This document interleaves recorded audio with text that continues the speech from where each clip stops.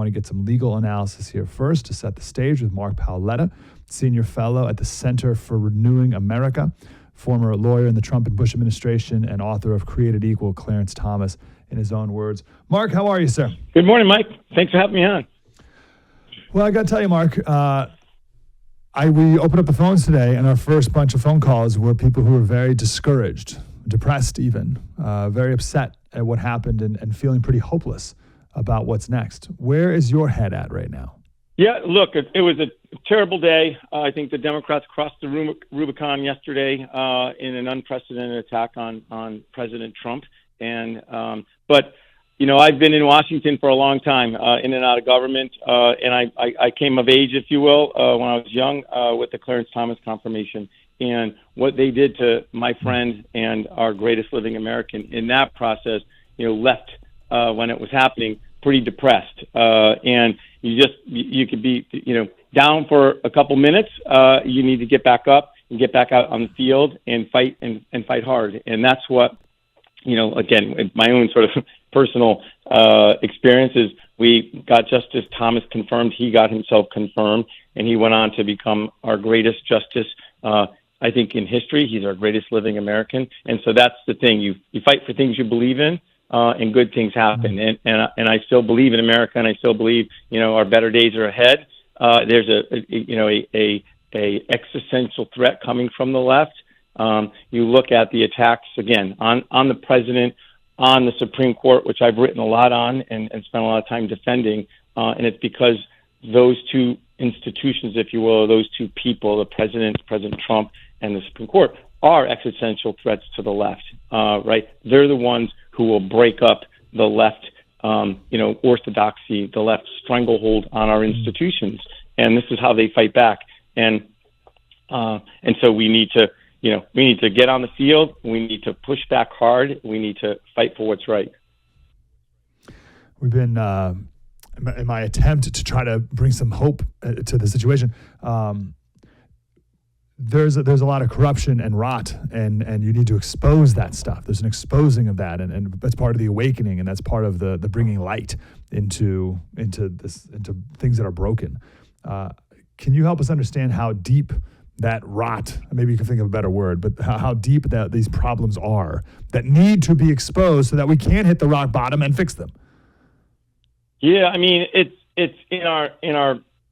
You're seeing it with the Justice Department. You're seeing it with the media, right? And I do think that the rot in the media, right, and how it's it always used to be left of center, right? It is now an aggressively activist, entity that lies and distorts, and its entire prism is through get Donald Trump, get Sam Alito, get Clarence Thomas, right? That's all its function is. Yes. And so exposing it, right, having, programs like yours and others, and I do think, right, in this day and age, one of the bright spots is that there is a lot of outlets and a lot of, distribution of content that is not,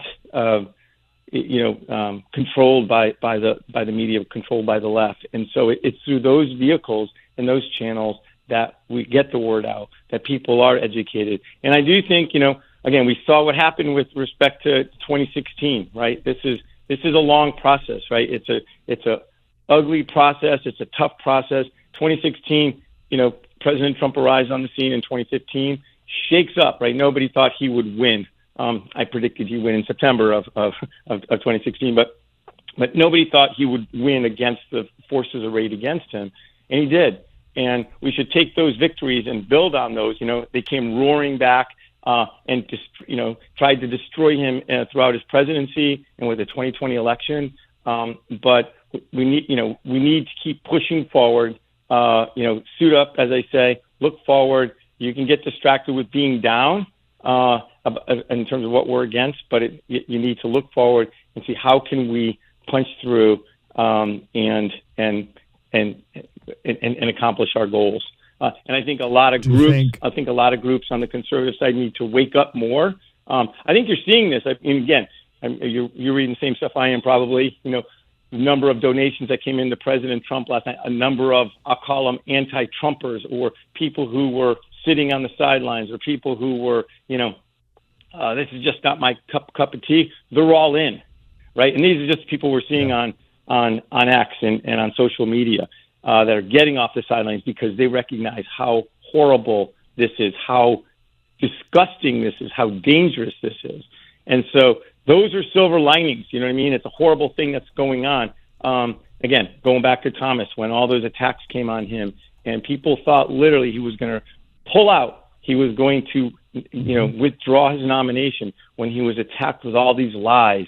That who was running those hearings back then? Joe Biden. Like, Joe Biden was the chairman of those hearings. Right. And a lot of the mainstream media thought this is over. Thomas lost. We've been defeated.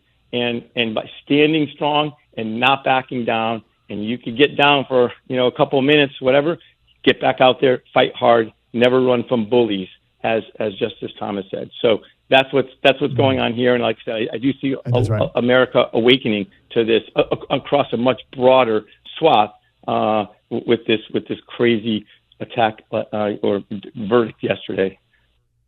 Yeah.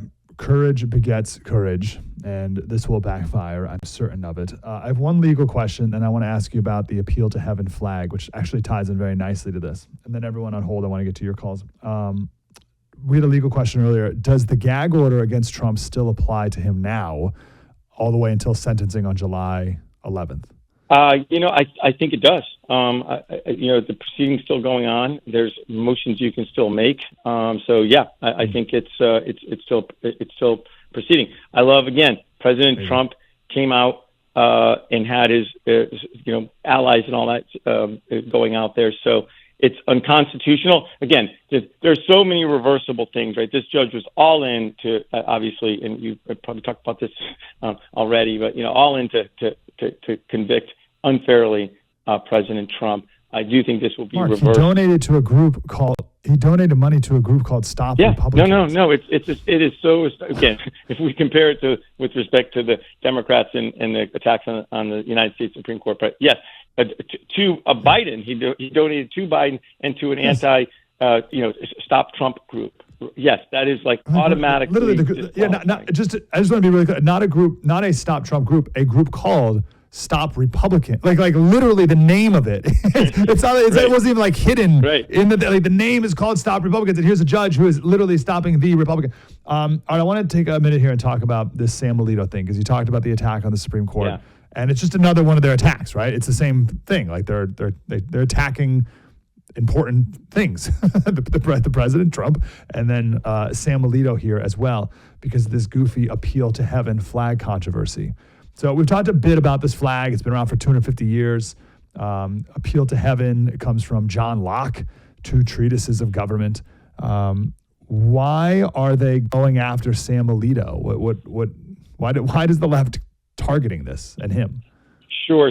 So what's going on is that the Supreme Court, for the first time in 70 years, is no longer a tool of the left, right? For many, many years, no matter Republican, Democrat presidents, the justices that were appointed, they turned into lefties, right? So even people who were appointed by even President Reagan, you had Anthony Kennedy, you had David Souter, you had Harry Blackmun, you had John Paul Stevens.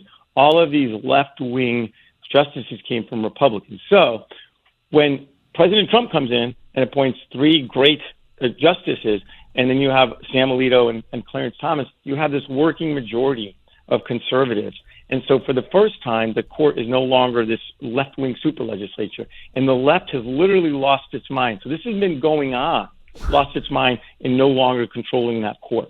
And so for the past 3 years, Mike, they have been attacking the court nonstop. And it really ramps up during springtime, because that's when the Supreme Court big decisions come down in June. So recall in 2022, it was the Dobbs case, abortion, a pillar of the left. You had the leak of the Dobbs case, assassination attempts, all this crazy stuff and the justices and, how they're tearing apart the Constitution. The next year was 2023. What was that? That was the Harvard case on affirmative action, race-based affirmative action, extraordinarily unpopular in our country and unconstitutional, right? And you had the attacks on Justice Thomas. This ProPublica thing was spun up around that time, the first story, to undermine him. And now you have these Trump cases that are coming, right? You have the Fisher case with respect to the prosecution of all these January 6 protesters with a law that wasn't supposed to be used for these kinds of prosecutions. And you have the presidential immunity case and with President Trump. And so it's an effort to make him recuse, attack the justice, say you're being unethical, you need to recuse. What happens then? If you recuse, then you're down a conservative justice. So, they're trying to shrink the court, as I call it, right, so that there's less conservatives, and the liberals might have a better chance of running the day, ruling the day, if you have less conservative justices on the court, like Clarence Thomas, like Sam Alito. Those are the two they've been really after. And so that's amazing. And then so the best they could go ahead. Go ahead. I was the best they could try to get Clarence Thomas to recuse himself was because he accepted a gift from the owner of the Dallas Cowboys, which turned out to be actually a replica ring worth like $8. Like you get it out, or like less than that maybe. You get it out of like a gumball machine. That's the best they could do against Clarence Thomas. And the best they could do to try to get Sam Alito is his wife flew a 250-year-old historic American flag outside of their house. Yes, and again, in the right, and there's nothing in Sam Alito's letter. Everyone should read it. It's a great takedown of the left as to why there is no basis to recuse. Right, his wife literally just flew a flag, the Appeal to Heaven flag. I bought one and flying outside my house today. But this is in sort of juxtaposition to RBG, Justice Ginsburg, literally attacking President Trump, candidate Trump in 2016, trashing him on not releasing his taxes, going all in, saying he's a faker. I don't want to live in this country if he gets elected. And she never recuses from a single case on Donald Trump, and especially on the tax case, Trump v. Mazar, which was a case about whether Trump had to produce his taxes to a congressional subpoena. Right? She had already taken a position that Trump should be releasing his taxes, and she sits on this case. Nobody criticizes her for sitting on that case where she's clearly biased and rules against Trump. But a wife flying a flag is the trigger for Sam Alito to have to recuse and be unfair and all that stuff. So I've written a lot on this stuff, Mike, in terms of the hypocrisy and double standards of the left and the justices that they have protected or applying the law, like RBG's, Justice Ginsburg's husband's law firm appeared repeatedly before the Supreme Court, right, with clients, and she never recused from a single one of those cases. She sold, she autographed the VMI opinion, which was to strike down same-sex college at Virginia Military Institute. She signed that to auction off for a fundraiser, an auction for the National Organization of Women, a pro-abortion group. Right? She never recused, obviously showing her bias. She's raising money for a pro-abortion group as a justice of the Supreme Court. and she never recused from any case where Now showed up or NARAL, another group where they named a lecture after her, National Organization of National Abortion Rights Action League, NARAL. She never recused from any of those cases.